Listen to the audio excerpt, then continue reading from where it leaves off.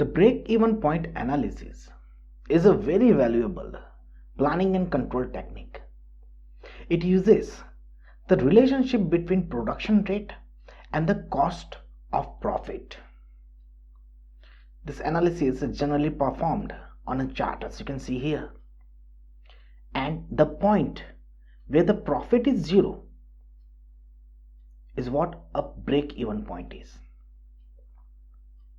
This is a very desirable condition for any enterprise or for any organization, because the break-even point determines the rise and fall of the product under consideration.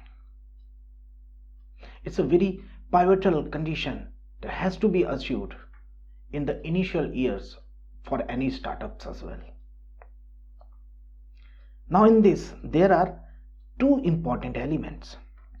First is fixed cost and another one is variable cost.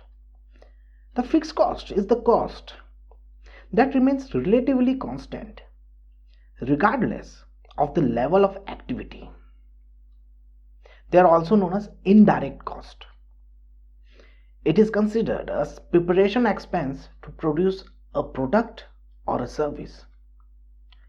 And variable costs are generally proportional to output,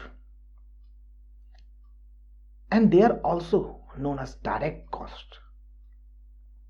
And these costs are relatively very easy to determine than the fixed cost.